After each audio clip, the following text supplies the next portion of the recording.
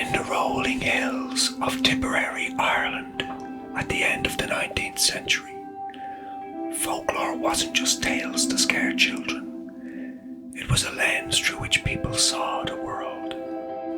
And sometimes those beliefs could kill. In a small Irish village in the late 1800s, where the rolling green hills hide ancient secrets and the wind carries whispers of the old folk, the fairies, unseen but ever present. A young woman, vibrant and independent, falls ill in her cosy cottage. What starts as a simple cold spirals into a nightmare of superstition, jealousy, and unimaginable violence. Welcome to Irish Whispers, a podcast where we explore the true crime mysteries, dark histories, and untold stories of Ireland and beyond. My name is Salem Grace, and today we're plunging into one of Ireland's darkest tales. A story so twisted it blurs the lines between folklore and felony. This is the story of the fairy wife's final flame, the murder of Bridget Cleary, Ireland's last witch. It is the chilling account of Ireland's last witch burning, a murder that shook a nation and exposed the shadows lurking in rural hearts. So, settle in, turn down the lights, and let's begin. It was a cold March morning in 1895, and in the village of Ballyfidlay, County Tipperary, Ireland, life moved at the usual rhythm of the seasons. Bridget Cleary stepped out of her little cottage and took in a deep breath of morning air.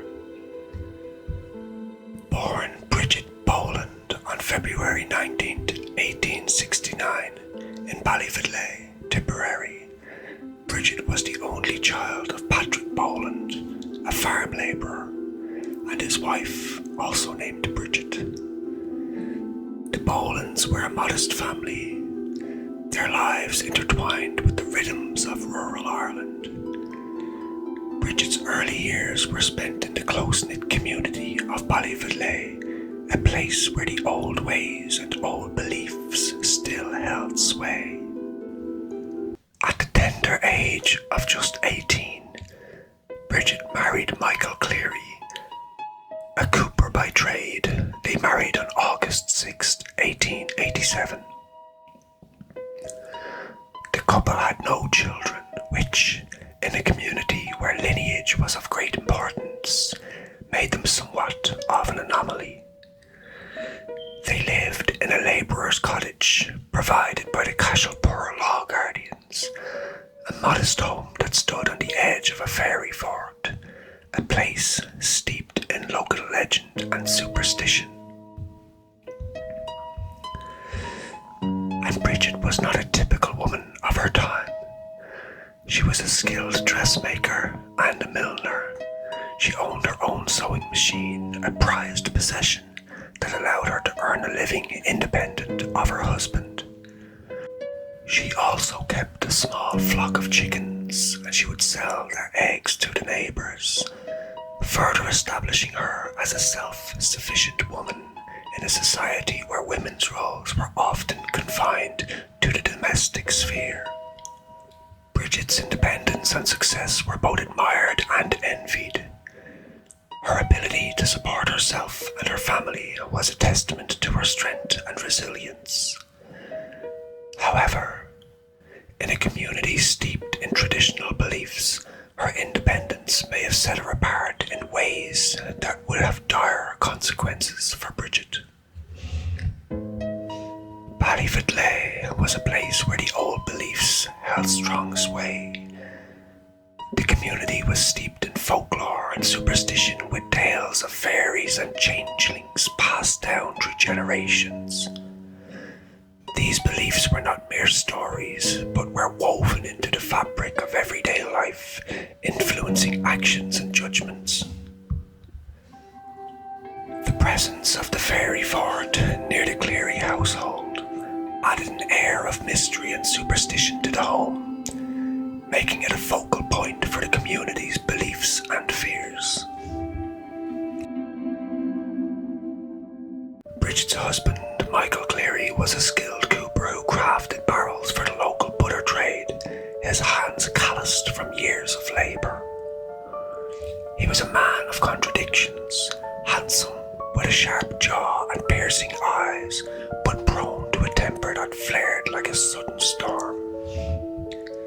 He was raised in the shadow of the Great Famine, and he had clawed his way to respectability, earning extra money as a part-time sexton at the local church. He was a devout Christian, attending Mass regularly, yet whispers in the village painted him as very controlling, especially over his wife, Bridget. Michael dreamed of a better life, perhaps emigrating to America, but his grip on tradition was ironclad, rooted in the superstitions that still gripped rural Ireland. Fairies, changelings, and the unseen world were as real to him as the turf he cut for fuel. And Bridget, his wife of 8 years now, was his opposite in almost every way, a breath of fresh air in the stifling world of 1890s Ireland. When Bridget was 26, she had striking dark hair, a quick wit, and a spirit that refused to be tamed. Unlike so many women of her time, Bridget was educated and ambitious. She worked as a seamstress, her nimble fingers creating dresses that turned heads at local fairs. She dressed in the latest fashions, read books voraciously, and even invested in her very own Singer sewing machine, a symbol of her independence that Michael both admired and resented. Bridget was beloved in Ballyfidlay, her laughter echoing through the fields, but to Michael, she was both his pride and his puzzle, a modern woman in a world of old ways. Their marriage, while passionate, simmered with tension. Michael's jealousy over Bridget's freedoms often boiled over into arguments hidden behind closed doors. Surrounding them was a tight-knit web of family and neighbours, bound by blood and shared hardships of rural life.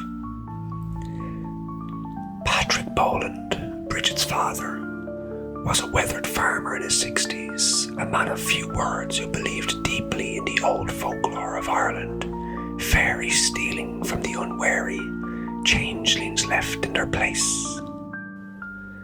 His sister, Mary Kennedy, and her sons, James, William, Michael, and Patrick, lived nearby, a clan steeped in superstition. Then there was John Dunn, a local herdsman known as Buck, a real storyteller whose tales of the scythe, the fairy folk, captivated the village children. And Dennis Ganey, the self-proclaimed fairy doctor from Hurley's Cross, a mysterious figure who peddled cures for supernatural ailments. Now, these were ordinary folk in extraordinary times, post-famine Ireland, where poverty and isolation bred a reliance on ancient beliefs to explain the unexplainable. And little did they know, their world was about to shatter. As winter gave way to March of 1895, the Cleary cottage stood quiet under the Tipperary sky. But inside, illness crept in like a thief in the night. On Monday, March 11th, Bridget caught a cold, perhaps from the damp fields, or maybe catching it from a neighbour. She took to her bed, her fever rising fast, her cough deepening into pneumonia. Of course, Michael tended to her with worry etched on his face, fetching the local doctor who prescribed rest and tonics. But Bridget worsened, her once vibrant eyes glazing over, her body racked with shivers. Now, in rural Ireland, where medicine lagged behind superstition, whispers began. Has the fairy wind touched her? Neighbours murmured, recalling tales of the scythe, snatching the healthy and leaving sick imitations called changelings. By Wednesday, March 13th, Michael's concern turned to obsession. He confided in his neighbour, John Dunn, who had arrived with herbal remedies, foxglove, and bread baked with special ingredients to ward off the evil. Together, they forged a cure for Bridget, a mix of herbs and urine meant to expel any changeling spirit. Now Bridget, delirious but defiant, resisted, her voice weak but sharp. I'm not a fairy, I am your wife, she protested, but Michael's eyes darkened with doubt. He believed the fairies had taken his real Bridget, leaving this pale imitation in her place, a so-called changeling. On Thursday, March 14th, Father Ryan visited, administering last rites, but Michael waved him away, insisting his wife was fine. By Friday, March 15th, the cottage filled with relatives. Mary Kennedy, the cousins, Dawn, and even Gainey, the fairy doctor, who had arrived with a satchel of cures. Gainey examined Bridget, declaring her a changeling for sure, and he'd prescribed a ritual. He would force her to eat fairy food, bread and herbs blessed in a specific way. The entire group complied, holding her down as she choked on the mixture, her pleas ignored. Michael's jealousy festered further.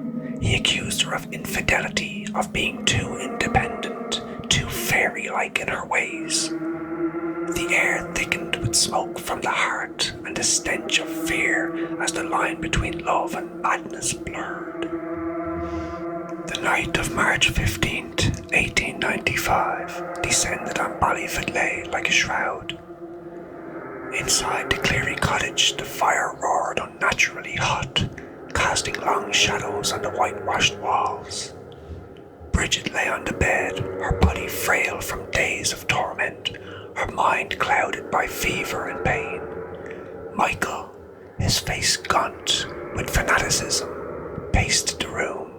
The group, Patrick Boland, the Kennedys, Dunn and Gainey, watched in hushed awe. She's not my wife, Michael declared, his voice trembling with conviction. The fairies have her, and this thing must burn to bring her back. What followed was a horror born of delusion. They dragged Bridget to the hearth of the fire, stripping away her nightdress as she weakly protested. Michael poured a mixture of herbs and urine over her, then thrust her legs into the flames, demanding, "Are you Bridget Cleary, wife of Michael Cleary, in the name of the Father, Son, and the Holy Ghost?" She screamed, her skin blistering, but he saw only the changeling recoiling. The others held her arms, their faces masks of grim purpose, as the fire licked higher. Bridget's cries echoed through the cottage. "Oh Jesus, help me, oh Jesus."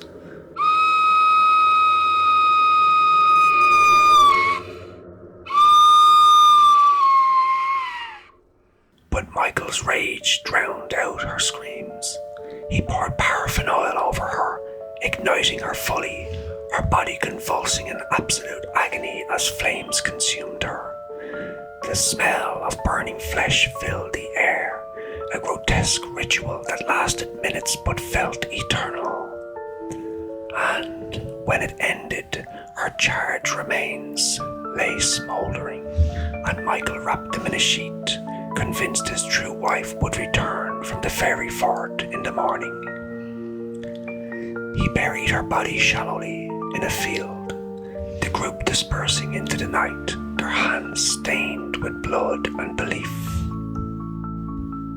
The gruesome discovery came on March 22nd, when a neighbour stumbled upon the shallow grave, Bridget's blackened bones wrapped in sackcloth. Word spread like wildfire through Tipperary, and the Gardaí eventually descended on Ballyvidlea, arresting Michael and 8 others: Patrick Boland, Mary Kennedy, her sons James, William, Michael and Patrick, John Dunn, and of course the fairy doctor Dennis Gainey. The village reeled. How could a respected man and his family commit such an atrocity? The case gripped Ireland and even England, with newspapers from Dublin to London splashing headlines like Darkest Ireland and Fairy Murder, fueling debates on superstition and home rule.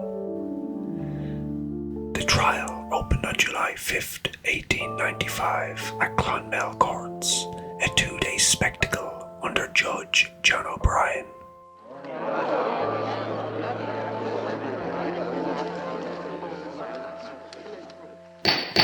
The courtroom buzzed with reporters and locals, the air thick with tension. And Michael, pale and defiant in the dock, claimed innocence as he shouted, "I burned the changeling, not my wife." But witnesses painted a vivid picture. The priest, Father Ryan, testified about the rituals, and neighbours recounted Michael's ravings about fairies and changelings. The Kennedy cousins broke under cross-examination, admitting their roles in the atrocity. And Gainey, the fairy doctor, defended his herbs as traditional medicine, but the judge cut him off short. The judge said, "This is no tale from the scythe, it's manslaughter, man." The prosecution argued about Michael's jealousy and control, pointing to his outbursts over Bridget's independence.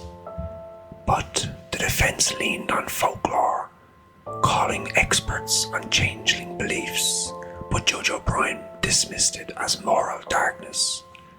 So, on July 6th, the verdict came. Michael, guilty of manslaughter, sentenced to 20 years in prison.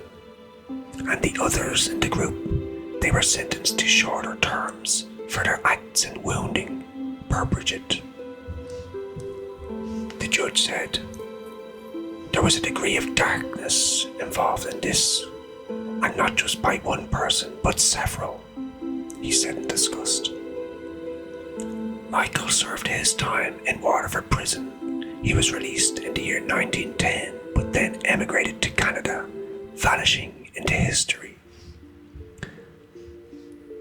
The trial exposed Ireland's underbelly, a mix of superstition clashing with modernity, but for Ballyvidlea, it left scars that time simply couldn't heal.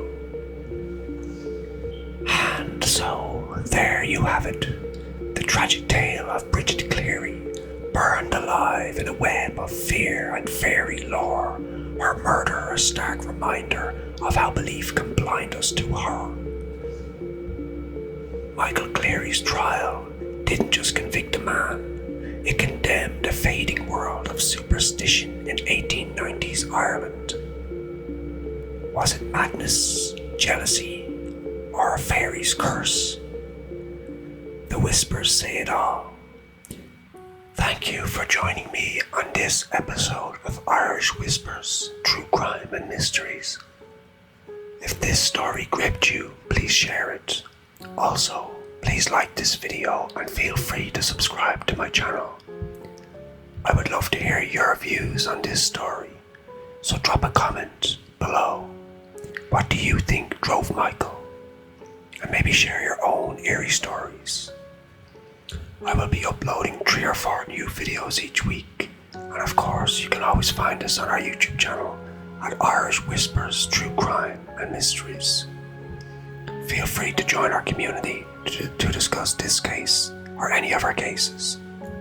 Next time we'll explore yet another Irish mystery. Until then, stay curious, stay compassionate, and take care of yourself.